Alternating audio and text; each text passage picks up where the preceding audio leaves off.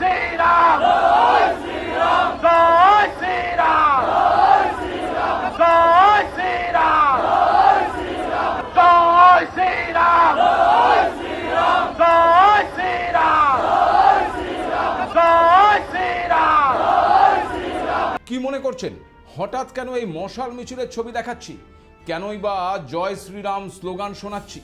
আচ্ছা বলুন তো, এই ছবিটা কোথাকার ছবি? না, এটা পশ্চিমবঙ্গ বা ভারতের কোনো রাজ্যের ছবি নয়, এ ছবি বাংলাদেশের। এ ছবি ঢাকার শাহবাগ এলাকার, যে ছবি চিৎকার করে বলছে সততার বিলাসিতার নয়, এটা যুদ্ধ জিতবার সময়, দেওয়ালে যদি পিঠ থেকে যায় তবে ঘুরে দাঁড়াতে হয়। জয় শ্রীরাম জয় শ্রীরাম জয় শ্রীরাম জয় শ্রীরাম জয় শ্রীরাম জয় শ্রীরাম জয় শ্রীরাম জয় শ্রীরাম জয় শ্রীরাম জয় শ্রীরাম। বাংলা ব্যান্ড ফসিলসের একটি গানের এই লাইন এই মুহূর্তে যেন সত্য হয়ে দাঁড়িয়েছে ওই বাংলাদেশের সনাতনী হিন্দুদের কাছে। দীর্ঘদিনের অত্যাচারের বিরুদ্ধে এবার কি তবে ঘুরে দাঁড়াতে চলেছে বাংলাদেশের হিন্দু সমাজ? যখন হিন্দুদের হোমল্যান্ড এ বাংলায় সাড়ম্বরে পালিত হচ্ছে পশ্চিমবঙ্গ দিবস, ঠিক তখনই বাংলাদেশের বুকে ইসলামপন্থী কট্টরপন্থীদের বিরুদ্ধে হিন্দুদের এই মশাল মিছিল কি তবে আগামীর সমীকরণটাই বদলে দিতে চলেছে? পশ্চিমবঙ্গে বিজেপির অভ্যুত্থানে মনোবল বৃদ্ধি হচ্ছে বাংলাদেশের হিন্দুদের। ঢাকার রাজপথে ভগবান শ্রীরামের ছবির অবমাননা এবং রাম মূর্তির নির্মাণের কাজ বন্ধ করে দেওয়ার প্রতিবাদে হিন্দু সনাতনীদের মশাল হাতে সরব হওয়া কি তবে তারই ইঙ্গিত দিচ্ছে? একই সঙ্গে অপরাধীদের শাস্তির জন্য 72 ঘন্টা আলটিমেটাম দেওয়া আন্দোলনের ঝাঁঝ বাড়ানোর হুঁশিয়ারি কি প্রমাণ করছে এবার বাংলাদেশেও ঘুরে দাঁড়াচ্ছে সে দেশের সংখ্যালঘুরা? আর তাতেই কি আধিপত্য হারানোর ভয় পাচ্ছে বাংলাদেশের কট্টরপন্থীরা? হিন্দুদের সমাবেশ থেকে আওয়াজ উঠছে এ মাটি আমাদেরও, এই আওয়াজ কি ধাক্কা দিচ্ছে ওই বাংলাদেশের কট্টরপন্থীদের একচেটিয়া প্রভাবে? আর সে কারণেই কি তারা আবার বাংলাদেশি হিন্দুদের উদ্দেশ্য করে পাল্টা স্লোগান দিচ্ছে, দিল্লি যাদের মামার বাড়ি বাংলা ছাড়ো তাড়াতাড়ি? তবে এতে যে আর দমে যাচ্ছে না ওই বাংলাদেশের হিন্দুরা সেটা পরিষ্কার, কারণ তারাও এবার সরাসরি ওই মৌলবাদীদের হুঁশিয়ারি দিয়ে বাংলাদেশে হিন্দুদের জন্য আলাদা প্রদেশ তৈরি করার কথাও বলছে। তবে কি ফের একবার ভাগ হতে চলেছে ওই বাংলাদেশ? 1947 সালে যা হয়নি তা এবার হতে পারে। বাংলাদেশের হিন্দু প্রধান এলাকা নিয়ে গঠিত হতে পারে কি আলাদা প্রদেশ, কিংবা মিশে যেতে পারে ভারতের সঙ্গে। নমস্কার, আপনারা দেখতে শুরু করেছেন এডিটার্স ডায়েরি। আমি ভাস্কর দত্ত আরও একটি নতুন এপিসোডে আপনাদেরকে স্বাগত জানাই।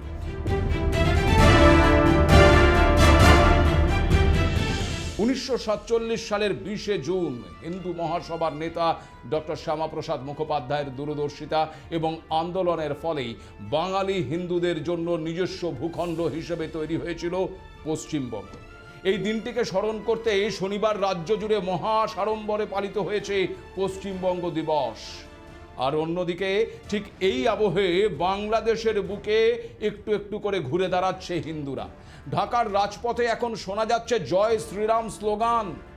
আপনাদের আগেই একটি এপিসোডে জানিয়েছিলাম যে বাংলাদেশের গাইবান্ধার শ্রী শ্রী রাধা গোবিন্দ এবং কালী মন্দির প্রাঙ্গণে 81 ফুট উঁচু শ্রীরামচন্দ্র, 50 ফিট উঁচু শ্রীকৃষ্ণ এবং 30 ফুট উঁচু শিবের মূর্তি নির্মাণের কাজ চলছিল। 1 বছরেরও বেশি সময় ধরে চলা এই নির্মাণ কাজের বিপুল অর্থের উৎস নিয়ে ওই ইসলামপন্থী দলগুলো তীব্র আপত্তি তুলে রীতিমতো বিক্ষোভ মিছিল করেছিল। আর এরপর পরিস্থিতি ক্রমশ উত্তপ্ত হতে থাকায় এবং আইন শৃঙ্খলা ও সাম্প্রদায়িক সম্প্রীতি বজায় রাখার স্বার্থে মন্দির কমিটির উপদেষ্টা শ্যামল কুমার মহন্ত 11 জুন বিকেলে একটি জরুরি সাংবাদিক সম্মেলন করে ওই মূর্তি নির্মাণের কাজ আপাতত স্থগিত করার কথা ঘোষণা করেন। এখানে আপনাদেরকে একটা বিষয় জানিয়ে রাখি যে এই মূর্তি নির্মাণের কাজ বন্ধ হবার ঠিক আগে জুন মাসের একেবারে শুরুর দিকে একজন উগ্রপন্থী ইসলামিক ব্যক্তির একটি ভিডিও সোশ্যাল মিডিয়ায় ভাইরাল হয়ে যায়। আর ওই ভিডিওতে সেই ব্যক্তিকে বলতে শোনা যায় পলাশবাড়িতে রামের একটি বিশাল মূর্তি তৈরি করা হচ্ছে, প্রশাসন যেন বুলডোজার দিয়ে এটাকে ভেঙে ফেলে, সরকার যদি তা না করে তবে সাধারণ মানুষ অর্থাৎ মুসলিমরা গিয়ে এটি ধ্বংস করবে। আর এই উস্কানিমূলক ভিডিওর পর থেকেই স্থানীয় উগ্রপন্থী এবং মৌলবাদী গোষ্ঠীগুলো ওই মন্দির কমিটির ওপর চাপ সৃষ্টি করতে শুরু করে। মূর্তিটি সম্পূর্ণ অপসারণের জন্য আলটিমেটাম দিয়ে দেয়। চাপের মুখে পড়ে ওই মন্দির কমিটি মূর্তির নির্মাণের কাজ সাময়িকভাবে স্থগিত করতেই রীতিমতো পেয়ে বসে ওই বাংলাদেশের কট্টরপন্থী মৌলবাদীরা। পলাশবাড়ি এলাকায় কট্টরপন্থীদের একটা বড় বিক্ষোভ মিছিল বেরোয়, আর সেই মিছিল চলাকালীন ইচ্ছাকৃতভাবে সনাতন ধর্মাবলম্বীদের আরাধ্য দেবতা ওই ভগবান শ্রীরামচন্দ্রের ছবি বা পোস্টারকে বিকৃত করে মাটিতে ফেলে রীতিমতো অপমান করা হয়। এখানেই থেমে থাকেনি তারা, বিভিন্ন সোশ্যাল মিডিয়া প্ল্যাটফর্মে ভগবান শ্রীরামের ছবিকে অপমান করার সেই ভিডিও আবার ছড়িয়ে দেয়। বিভিন্ন উগ্রপন্থী প্রোফাইল, পেজ এবং বেনামি আইডি থেকে ভিডিওটি পরিকল্পিতভাবে শেয়ার করা শুরু হয়। অনেক ক্ষেত্রে উস্কানিমূলক ক্যাপশন এবং ব্যাকগ্রাউন্ড মিউজিক ব্যবহার করে সনাতন ধর্মকে হেয় করার চেষ্টা করার অভিযোগ ওঠে। ভিডিওটি নজরে আসার সঙ্গে সঙ্গেই বাংলাদেশের সচেতন হিন্দু নেটিজেন এবং সাধারণ নাগরিকরা ব্যাপক হারে তার বিরুদ্ধে ফেসবুকে রিপোর্ট করতে শুরু করে। কিন্তু ততক্ষণে ভিডিওটি ডাউনলোড হয়ে মেসেঞ্জার, হোয়াটসঅ্যাপ এবং টিকটকে রীতিমতো ছড়িয়ে পড়েছে, যা নিয়ন্ত্রণ করা কঠিন হয়ে দাঁড়ায়। এসব শুনে একজন হিন্দু হিসেবে নিশ্চয়ই আপনিও যথেষ্ট ক্ষুব্ধ হচ্ছেন। তেমনি ওই ভিডিওটি দেখার পর আর চুপ করে বসে থাকতে পারেননি বাংলাদেশের হিন্দু পড়ুয়ারাও। এই ঘটনার প্রতিবাদে ঢাকা বিশ্ববিদ্যালয় এবং জগন্নাথ বিশ্ববিদ্যালয়ের সাধারণ সনাতনপন্থী শিক্ষার্থীরা রাস্তায় নামতে বাধ্য হয়। তবে শুধু শিক্ষার্থীরাই নয়, অস্তিত্বের লড়াইয়ে এই প্রতিবাদে মশাল হাতে সামিল হয় বাংলাদেশের বিভিন্ন সনাতনী সংগঠনের সদস্য এবং ধর্মপ্রাণ মানুষ। ঢাকার শেহবাগ চত্বর কার্যত হিন্দুদের প্রতিবাদের কেন্দ্রবিন্দুতে পরিণত হয়। বিক্ষোভকারীদের হাতে ছিল মশাল, ব্যানার, প্ল্যাকার্ডের পাশাপাশি ভগবান শ্রী রামচন্দ্রের ছবি। হিন্দু প্রতিবাদীরা সমাবেশ থেকে সাফ জানিয়ে দেন, মূর্তি নির্মাণ বন্ধ করা এক ধরনের প্রশাসনিক এবং সামাজিক চাপ হতে পারে, কিন্তু কোটি কোটি মানুষের আরাধ্য দেবতার ছবিকে জুতো দিয়ে অপমান করে সেই ভিডিও আবার ভাইরাল করা সরাসরি সাম্প্রদায়িক উস্কানি এবং চরম অপরাধ। ঢাকায় হিন্দুদের মিছিল থেকে পাল্টা স্লোগান ওঠে, কথায় কথায় বাংলা ছাড়, বাংলা কি তার বাপ দাদার, আমার মাটি আমার মা, বাংলাদেশ ছাড়ব না, এক দেশ দুই বিচার চলবে না, চলবে না। বাংলাদেশের রাজপথে মুসলিম মৌলবাদী শক্তির বিরুদ্ধে স্লোগান ওঠে, জঙ্গিবাদের আস্থানা ভেঙে দাও, গুড়িয়ে দাও। বাংলাদেশের সনাতনীদের অভিযোগ, বাংলাদেশের সনাতনী সম্প্রদায় দীর্ঘদিন ধরে রাষ্ট্র এবং গণতান্ত্রিক ব্যবস্থার প্রতি আস্থা রেখেছে, কিন্তু বারবার তাদের ধর্মীয় অনুভূতিতে আঘাত করা হয়েছে। হিন্দুদের ওপর নেমে এসেছে নির্বিচারে অত্যাচার। আর লাগাতার এই ধরনের ঘটনা ঘটলেও অপরাধীদের বিরুদ্ধে কোনো ব্যবস্থা নেওয়া হয়নি এবং এখনও নিচ্ছে না সেদেশের প্রশাসন। আপনাদের জানিয়ে রাখি, শুধু মিছিল প্রতিবাদেই কিন্তু শেষ নয়। ভগবান শ্রীরামের ছবি অবমাননা এবং ধর্মীয় অনুভূতিতে চরম আঘাত হানার সুনির্দিষ্ট অভিযোগ এনে গাইবান্ধার পলাশবাড়ি থানায় একটি লিখিত অভিযোগও দায়ের করা হয়েছে। মশাল মিছিলে অংশগ্রহণকারী প্রতিবাদীরা জানিয়ে দিয়েছে যে তাদের দফা এক, দাবি এক, যারা ভগবান রামচন্দ্রের অবমাননা করেছে তাদের অবিলম্বে গ্রেপ্তার করে দৃষ্টান্তমূলক শাস্তি দিতে হবে। বিক্ষোভ মঞ্চ থেকে সরকারের উদ্দেশ্যে 72 ঘন্টার সময়সীমা দিয়ে দোষীদের দ্রুত গ্রেপ্তারের দাবি জানানো হয়েছে। দাবি পূরণ না হলে আগামীতে আরও বৃহত্তর আন্দোলনের হুঁশিয়ারিও দিয়েছেন বাংলাদেশের হিন্দুরা।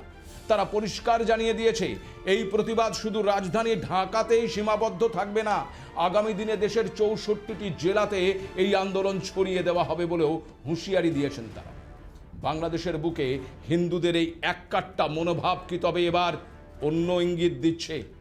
এ প্রসঙ্গে আপনাদের জানিয়ে রাখি, বাংলাদেশের হিন্দুদের এই আন্দোলন এবং দাবিকে কিন্তু সমর্থন করেছেন বাংলাদেশের নির্বাসিত লেখিকা এবং মানবাধিকার কর্মী তসলিমা নাসরিন। সামাজিক যোগাযোগ মাধ্যমে এই ঘটনার তীব্র নিন্দা করে তিনি প্রশ্ন তুলেছেন যে বাংলাদেশে যখন হাজার হাজার নতুন মসজিদ নির্মিত হচ্ছে, তখন একটি সনাতন ধর্মীয় কমপ্লেক্সে রামের মূর্তি বা মন্দির নির্মাণে এত আপত্তি কেন? ধর্মীয় স্বাধীনতা যদি সংখ্যাগরিষ্ঠের অধিকার হয় তবে তা সমভাবে সংখ্যালঘুদের জন্য প্রযোজ্য হবে না কেন? এমনকি ওই পলাশবাড়ি এলাকায় অতীতেও হিন্দু মন্দিরে হামলা এবং প্রতিমা ভাঙচুরের ইতিহাস রয়েছে বলেও জানিয়েছেন তসলিমা নাসরিন। বাংলাদেশের বুকে ইসলামপন্থী মৌলবাদীদের বিরুদ্ধে হিন্দুদের এই মশাল মিছিল কি তবে আগামীর সমীকরণটাই বদলে দিতে চলেছে? হিন্দুরা একজোট হতেই প্রভাব হারানোর আশঙ্কায় ভুগছে এখন ওই কট্টরপন্থীরা। আর সে কারণেই কি তারা বাংলাদেশি হিন্দুদের উদ্দেশ্য করে স্লোগান দিচ্ছে, দিল্লি যাদের মামার বাড়ি বাংলা ছাড়ো তাড়াতাড়ি। কিন্তু এবার আর সেই হুমকিতে দমে যাওয়ার পাত্র নয় বাংলাদেশের ওই হিন্দুরা। জানেন কি, এবার তারা বাংলাদেশে হিন্দুদের জন্য আলাদা প্রদেশ তৈরি করার কথা বলছে। কিভাবে হবে এই প্রদেশ? তবে কি ফের একবার ভাগ হতে চলেছে বাংলাদেশ? বাংলাদেশের হিন্দু অধ্যুষিত এলাকা কি তবে এবার মিশে যেতে পারে আবার ভারতের সঙ্গে? বাংলাদেশের বুকে ইসলামপন্থী কট্টরপন্থীদের বিরুদ্ধে হিন্দুদের এই মশাল মিছিল দেখে প্রহর গুনছে এখন মৌলবাদীরা। পাল্টা আবার তারা শুক্রবার সন্ধ্যায় ঢাকার ভারতীয় হাই কমিশন ঘেরাও করে রীতিমতো মিছিল টিছিল করেছে। ভারতীয় আধিপত্যবাদের বিরোধিতাকে কেন্দ্র করে তারা এই বিক্ষোভের আয়োজন করেছিল। আর এই মিছিল থেকেই ভারতের তীব্র বিরোধিতার পাশাপাশি পরোক্ষভাবে বাংলাদেশি সনাতনীদের নিশানা করে দিল্লি যাদের মামাবাড়ি বাংলা ছাড়ো তাড়াতাড়ি কিংবা ওই দিল্লি না ঢাকার মতন উস্কানিমূলক স্লোগান দিতে শোনা গেছে তাদের। ওই মিছিলের সমাবেশে ব্যারিস্টার শাহরিয়ার কবির থেকে শুরু করে অনেক ওই জুলাইপন্থী নেতাও ভারতের বিরুদ্ধে উস্কানিমূলক বক্তব্য দিয়েছে। আর শুধু তাই নয়, আমাদের কেন্দ্রীয় স্বরাষ্ট্রমন্ত্রী অমিত শাহর কুশপুত্তলিকাও সেখানে নিয়ে যাওয়া হয়েছিল। ভাবুন একবার স্পর্ধা কতটা। অথচ 1971 সালের মুক্তিযুদ্ধেই ভারতের সামরিক, কূটনৈতিক ও মানবিক সহায়তায় সেই সমস্ত কিছু আজ ওই বাংলাদেশের মৌলবাদীরা ভুলে গেছে। তাদের কাছে এখন পাকিস্তান অনেক প্রিয় হয়ে উঠেছে। আর সে কারণে ওই পাকিস্তানের মতন তারাও যে বিশ্বাসঘাতক এবং বেঈমান হয়ে উঠবে এ আর নতুন কি। কিন্তু মজার বিষয় হচ্ছে, যখন মৌলবাদীদের বিক্ষোভের মঞ্চ থেকে ভারতের সঙ্গে সমস্ত সম্পর্ক ছিন্ন করার বা বয়কটের ডাক দেওয়া হচ্ছে, তখন সে দেশের সাধারণ মানুষের প্রাত্যহিক জীবনের প্রয়োজনীয়তা এবং অর্থনৈতিক বাস্তবতার সঙ্গে পুরোপুরি জড়িয়ে রয়েছে ভারত। অর্থনীতি সচল রাখতে যেখানে দিল্লির সহযোগিতা প্রয়োজন, সেখানে জনসমক্ষে তীব্র ভারত বিরোধিতার জিগির তোলা নিজেদের রাজনৈতিক ফায়দা আর অস্তিত্ব টিকিয়ে রাখা ছাড়া আর কিছুই নয়। যদিও উগ্রপন্থীদের এই হুঙ্কারে আর দমে যাচ্ছে না বাংলাদেশের সনাতনীরা। তারাও এবার সরাসরি ওই মৌলবাদীদের হুঁশিয়ারি দিয়ে বাংলাদেশে হিন্দুদের জন্য আলাদা প্রদেশ তৈরি করার কথা বলছেন। শ্রীরামচন্দ্রের অবমাননার প্রতিবাদে বাংলাদেশের ঢাকা, নারায়ণগঞ্জ সহ নানান জায়গায় যখন বিক্ষোভ সমাবেশ চলছিল, তখন সেখান থেকেই এই দাবি ওঠে যে বাংলাদেশে হিন্দুদের জন্য আলাদা প্রদেশ গড়ে তুলতে হবে। বাংলাদেশের হিন্দুরা কিভাবে পুজো করবে, কিভাবে ধর্মচারণ করবেন, তাতে যদি ওই উগ্রপন্থীরা বাধা দিতে আসে তাহলে সেটার ফল ভালো হবে না বলেও জানিয়েছেন তারা। আমাদের ধর্মের বিভিন্ন কৃষ্টি কালচারে আপনারা যদি বিরক্ত হন তাহলে কিন্তু আমাদেরকে প্রদেশ করে দিতে পারেন। আপনি যখন পছন্দই করেন না, জঙ্গিবাদ করছেন, জঙ্গিতা করার জন্য পাকিস্তানে চলে যান। ভাবুন একবার, বাংলাদেশের মাটিতে দাঁড়িয়ে হিন্দু সনাতনীরা শুধু বিক্ষোভ দেখাচ্ছেন না, পাশাপাশি আবার হিন্দুদের জন্য আলাদা প্রদেশ গঠনের দাবি জানাচ্ছেন। দীর্ঘদিনের অত্যাচারের বিরুদ্ধে এবার কি তবে ঘুরে দাঁড়াচ্ছে ওই বাংলাদেশের হিন্দু সমাজ? তবে কি অদূর ভবিষ্যতে পশ্চিমবঙ্গের সঙ্গে মিশে যেতে পারে বাংলাদেশের খুলনার মতন হিন্দু অধ্যুষিত এলাকাগুলো? কারণ দেখুন, ইতিহাস বলছে 1946-47 সালে দেশভাগের উত্তাল পরিস্থিতিতে ডক্টর শ্যামাপ্রসাদ মুখোপাধ্যায় এবং হিন্দু মহাসভা অবিভক্ত বাংলার হিন্দু প্রধান এলাকাগুলোকে নিয়ে একটি পৃথক প্রদেশ বা পশ্চিমবঙ্গ গঠনের দাবি তুলেছিল। মূলত 1946 সালের গ্রেট ক্যালকাটা কিলিংস এবং নোয়াখালী দাঙ্গার পর এই আন্দোলনের গতি দ্বিগুণ হয়েছিল। আর যার জেরেই 1947 সালের 20 জুন এই পশ্চিমবঙ্গের জন্ম হয়। কিন্তু জানেন কি, সেদিন শ্যামাপ্রসাদ মুখোপাধ্যায় যে পশ্চিমবঙ্গ চেয়েছিলেন তা পুরোটা তিনি পাননি। বলা ভালো, ওই ইংরেজ এবং মুসলিম লীগ মিলে তা হতে দেয়নি। সে সময় শ্যামাপ্রসাদ মুখোপাধ্যায়ের পরিকল্পনা এবং পরবর্তীতে র্যাটক্লিফ লাইনের চূড়ান্ত সীমানা নির্ধারণের পর যে সমস্ত এলাকা এই পশ্চিমবঙ্গের সঙ্গে যুক্ত করা হয়েছিল তার মধ্যে ছিল কলকাতা, অবিভক্ত 24 পরগনা, নদিয়া, মুর্শিদাবাদ, বর্ধমান, হুগলি, হাওড়া, বাঁকুড়া, অবিভক্ত মেদিনীপুর এবং ঝাড়গ্রাম, বীরভূম, অবিভক্ত দিনাজপুর, জলপাইগুড়ি, দার্জিলিং, মালদা। 1947 সালের অগাস্টে দেশভাগের সময় পশ্চিমবঙ্গের মানচিত্রটি এই 14টি জেলা নিয়েই গঠিত হয়েছিল। পরবর্তীতে 1949 সালে দেশীয় রাজ্য কোচবিহার পশ্চিমবঙ্গের সঙ্গে যুক্ত হয়। কিন্তু শ্যামাপ্রসাদ মুখোপাধ্যায় যে যে জায়গা চেয়েছিলেন তা কিন্তু পুরোটা তিনি সে সময় পাননি। যেমন খুলনা, হিন্দু গরিষ্ঠ হওয়া সত্ত্বেও খুলনাকে পূর্ব পাকিস্তানের সঙ্গে যুক্ত করা হয়েছিল। বলা ভালো, ভৌগোলিক অবস্থান এবং কলকাতা বন্দরকে বাঁচাতে গঙ্গার তীরবর্তী মুসলিম অধ্যুষিত মুর্শিদাবাদকে পশ্চিমবঙ্গের সঙ্গে যুক্ত করার পরিবর্তে সেদিন ওই খুলনাকে ছেড়ে দিতে হয়েছিল। এছাড়াও শ্যামাপ্রসাদ মুখোপাধ্যায় পার্বত্য চট্টগ্রামকেও পশ্চিমবঙ্গে চেয়েছিলেন, কিন্তু তা দেওয়া হয়নি। আবার দিনাজপুর এবং মালদা পুরোটাই চেয়েছিলেন শ্যামাপ্রসাদ মুখোপাধ্যায় এবং হিন্দু মহাসভা, কিন্তু ওই র্যাটক্লিফ দুটো জেলাকেই কিন্তু ভাগ করে দিয়েছিলেন।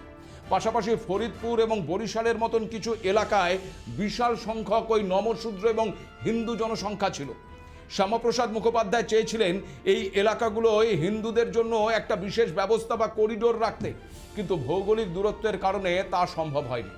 কিন্তু বর্তমানে মৌলবাদী কট্টরপন্থীদের এই দাপাদাপির ফলে বাংলাদেশ কি ফের একবার ভাগ হতে চলেছে? 1947 সালে যা হয়নি তা কি এবার হতে পারে? কারণ এমনটা নয় যে এই প্রথম সে দেশের সংখ্যালঘুদের ওপর এই ঘটনা ঘটছে। 1947 সালে বাংলা ভাগ হওয়ার পরেও বাংলাদেশে থাকা হিন্দুদের ওপর অত্যাচার অব্যাহত ছিল। এরপর 1971-এর পূর্ব পাকিস্তান থেকে বাংলাদেশ হবার পর বহু হিন্দু সে দেশ ছেড়ে চলে আসতে বাধ্য হয়েছিল ওই ইসলামপন্থী মৌলবাদীদের অত্যাচারের কারণে। তারপরেও যে সেই হিন্দুদের ওপর অত্যাচার বন্ধ হয়েছিল এমনটা নয়।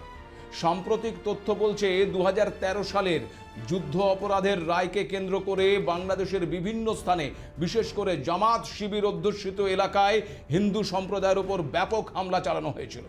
2016 সালের অক্টোবর মাসে ব্রাহ্মণবাড়িয়ার নাসিরনগরে একটি ফেসবুক পোস্টকে কেন্দ্র করে হিন্দুদের প্রায় 100টি ঘরবাড়ি এবং প্রচুর প্রাচীন মন্দির ভাঙচুর করে আগুন ধরিয়ে দেওয়া হয়েছিল।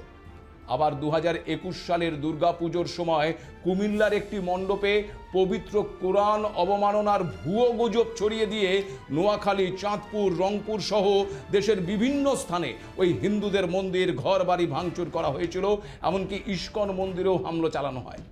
সেই সময়তেও রাতের বেলায় ঢাকা বিশ্ববিদ্যালয় এলাকা এবং শাহবাগে দোষীদের শাস্তির দাবিতে বিশাল মশাল মিছিল হয়েছিল, মানববন্ধনও করেছিল হিন্দুরা। এরপর আবার গত 2024 সালের 5ই আগস্ট শেখ হাসিনা সরকারের পতনের পর বাংলাদেশের প্রায় 52টি জেলায় হিন্দুদের ঘরবাড়ি, ব্যবসা প্রতিষ্ঠান এবং মন্দিরে ব্যাপক হামলা চালানো হয়, ভাঙচুরের ঘটনা ঘটানো হয়। কিভাবে প্রকাশ্যে হিন্দুদের খুন করে আগুনে পোড়ানো হয়েছে সে ছবি আপনারাও দেখেছেন। লাগাতার এই অত্যাচারের ফলে এবার দেওয়ালে পিঠ ঠেকে যাওয়াতেই আজ মৌলবাদীদের হাজারো হুমকি সত্ত্বেও এখন গর্জে উঠছেন ওপার বাংলার সংখ্যালঘু হিন্দু সনাতনীরা। পশ্চিমবঙ্গে বিজেপির জয়ের পর থেকেই একদিকে যেমন আতঙ্কে ভুগছে বাংলাদেশের মুসলিম কট্টরপন্থীরা, অন্যদিকে তেমন আবার একজোট হওয়া শুরু করেছে হিন্দুরা। ঢাকার রাজপথে মশাল মিছিলই কিন্তু সেই ইঙ্গিত দিচ্ছে। এখন দেখার বাংলাদেশের তারেক সরকার এই ঘটনার প্রেক্ষিতে হিন্দুদের দাবি পূরণ করে নাকি ওই মৌলবাদীদের ভয়ে সংখ্যালঘুদের দমিয়ে রাখার চেষ্টা করে। আর এমনটা হলে হিন্দুরা যদি তাদের নিজস্ব প্রদেশের দাবিতে সরব হয় তাহলে কিন্তু বাংলাদেশ ফের একবার অশান্ত হতে পারে। সেক্ষেত্রে ভূরাজনৈতিক মেরুকরণ অন্য খাতে বইতে পারে। কি হবে তা হয়তো সময় বলবে। তবে বাংলাদেশের মাটিতে হিন্দুদের এই জাগরণ যে নতুন দিশা দেখাবে সে বিষয়ে কোনো সন্দেহ নেই।